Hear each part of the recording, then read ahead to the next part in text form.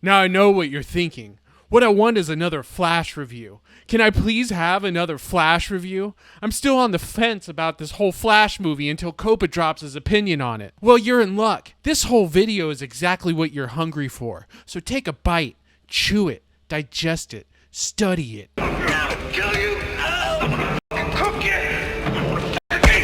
Every once in a while, there's a movie that is largely ignored, but years later is championed as some sort of groundbreaking achievement. One that future movies will mimic until the style is burnt out or becomes part of the language of film itself. A movie so earth-shattering, it was a crime that audiences ignored it, and critics act like they never hated it to begin with. The Flash is not that movie. The Flash does, however, walk the fine line of being so bad it's full circle good, and so bad it's criminally insane. Ben Affleck heavily co-stars in the first act of the film, so you know chances are it's going to be retarded. Oh, and in case you're interested, my life sucks.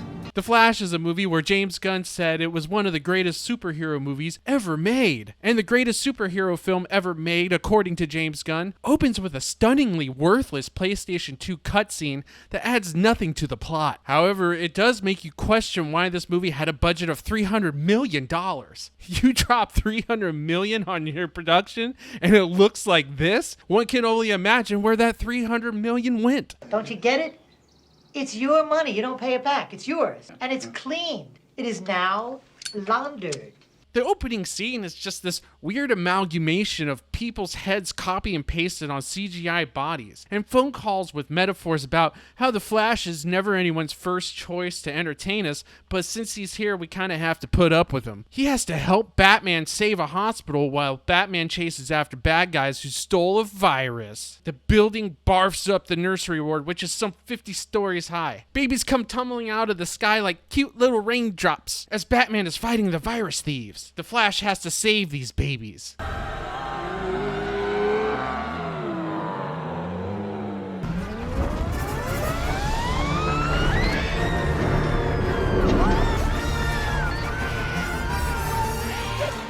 Fun fact, the nurse screaming wasn't scripted. The actress just realized Ezra Miller was near newborns. The Flash saves all the babies, and one of them he puts in a microwave. Whose idea was this, the writer's or Ezra's? Hard to tell. To much of my dismay, Batfleck almost dies on the side of the bridge before Wonder Woman shows up. Her rocking out solo guitar theme plays. Squibbly bow! Gal Gadot delivers some wooden dialogue before she promptly disappears for the rest of the movie, and thank God for that.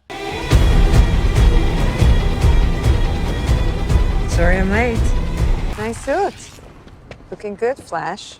And you are welcome. The lasso of truth never gets old. Well, I have to run. Always a pleasure. All is well now, because nothing actually really happened. Now on to the movie. The Flash decides to go visit his childhood home to give himself a sad. This is where he lived with his parents, Henry and Nora, before Henry was wrongfully convicted of her murder because Nora, being the dumb bitch that she is, forgot a can of tomatoes. You see, she's making spaghetti and she forgets one of the two key ingredients that make the dish actually happen. Now, if this was the tiny can of tomato paste, I understand. It's easy to overlook that son of a bitch. Look, I'm not saying Nora deserves to get killed for forgetting the tomatoes, but the gene pool won't be missing her either. Dumb bitch. Rather than risk Nora exposing her advanced freefall and IQ to the general public, Henry the good husband saves her from her own embarrassment by going back to the store for her. And then she dies. Maybe she was killed. Maybe she stabbed herself in the eye with a fork. I don't know, because the Flash never bothers to go back to find out what exactly killed his mom. You just can't write a dumber scenario. A crime fighter not interested in the criminal who killed his mom. He just wants her alive. The criminal can go kill someone else's mom. The Flash is an idiot. Special Officer Doofy reporting. So this twink of a superhero is so overcome with grief, glaring at the front of his childhood home, that he runs really fast. Like, really fucking fast. So fast, in fact, he warps space and time to the point where he can travel back in time and put the can of tomatoes in his mother's cart. I'm going to stop here and wish everything I just said was the elevator pitch that sold this movie. What the fuck is this movie? What the fuck is this movie, huh? What kind of third grade writing exercise horse shit excuse of a screenplay is this? A waste of paper, a waste of white space. That moves directly into The Flash, a fantastic movie that I really love. Of course, the Flash, being a pussy, needs to get the approval from Daddy Ben Affleck's Batman to travel back in time to fix everything. Affleck tells him he shouldn't do it, and like I said before, if Ben Affleck's telling you shouldn't do something, it's best to do the opposite. So the first and only time in this movie, the Flash does the right thing by ignoring his advice and travels back in time. But with all this speed, his brain was decelerated to the point where he can now count down backwards to potato. He finds himself in a bowl of time and the Flash is the Fruit Loops. But oh no, he's knocked out of time travel by an entity you don't really give a shit about, and now he's in an alternate 2013 where his moron mom is still alive and his dad's not in jail, and now there's two Ezra Millers on screen. Ezra Miller is already a whiny bitch as the Flash. Having two Ezra Millers running around speed grooming the entire world is unforgivable. Outstanding call, Warner Brothers. Best comic book movie ever made, right, Jimmy Gunn? The Flash tries to give himself superpowers and in the process loses his gay glide of a run and now runs like a normal idiot. His past self does gain the powers though, and our Flash tries to train him on how to use them. In the middle of that, Zod returns to terraform Earth. Again. I'm trying to figure out the right words right now. Oh yeah, here they are. Fuck this. Zod. Again. For a third time. For the same reason he was a problem in Man of Steel. But this time, we're the only ones that can stop him. Again. Makes you wonder why people think Hollywood ran out of ideas. The Flash and past Flash try to cobble up the Justice League in order to fight Zod. Again. None of them exist in this timeline except for Michael Keaton's Batman, shifting the nostalgia bait into high gear. Do you remember?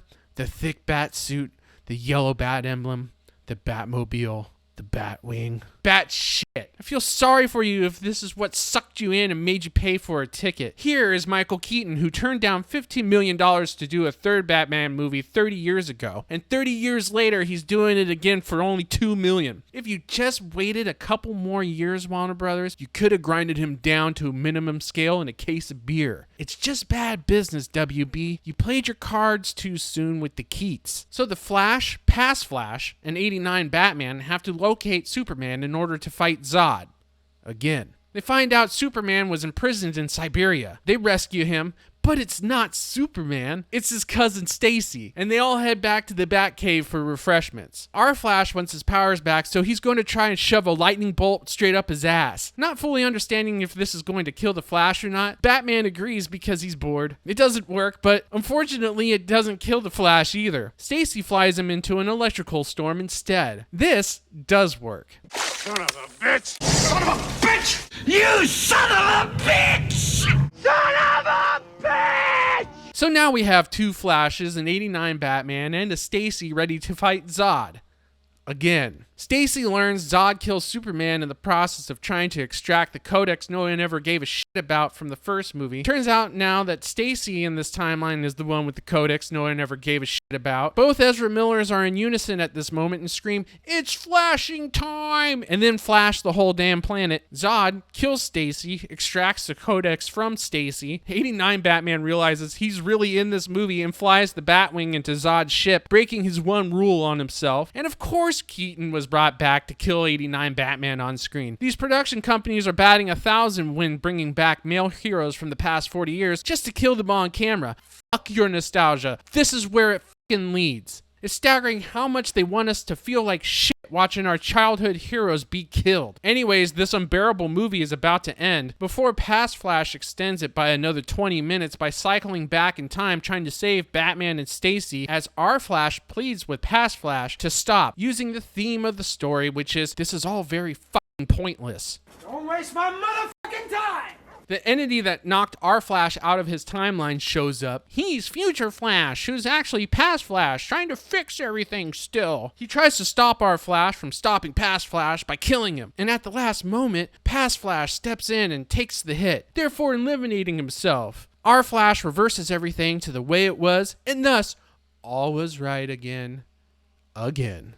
Except he learns nothing from his fucking mistake by changing the future. When he goes back to the grocery store to right everything he wronged with the can of tomatoes, he moves the can of tomatoes to a higher shelf. Henry, when he goes back to the store, is forced to look up to grab him. The security camera catches his face, and he is therefore exonerated from the crime he's accused of. This is the same exact move that caused all the fucking problems from before, but now things are much better because Affleck is gone, but Batman is now George Clooney.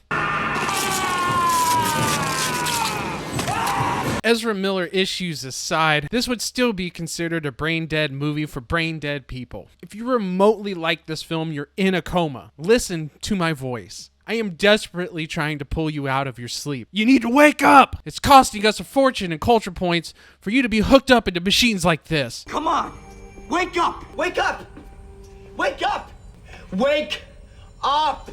Let's talk about direction for a minute. What I saw, there wasn't much there. How could there be? What exactly was Andy Muschietti's direction anyways? Okay, so we're going to necromance Christopher Reeves here and defile his legacy with the shit film. Can we get his head to look like it came from a bootleg copy of 1978 Superman? In this scene, Ezra, you are very sad that your mom is dead, so act like your tummy hurts. Ezra, I'm going to need you to whine in frustration. Okay, that's good, but more nasally than last take. I want to hear you talk strictly through your nose. Mr. CGI artist, when the Flash runs, I want it to look like he's going speed skating at the Pride Parade, but slower. What's even more idiotic to me is when Muschietti went on record to say it was his intentional call to make the CGI look that bad. Are you sure you want to do that, Andy? Are you sure you want to tell the world you got a $300 million budget and you went with effects that look like they were blown out of the water by movies made in the early 90s? A time when they had computer farms to achieve what one computer does now. All right, it's on you, bro. You suck as a director, fire yourself from filmmaking. What's that?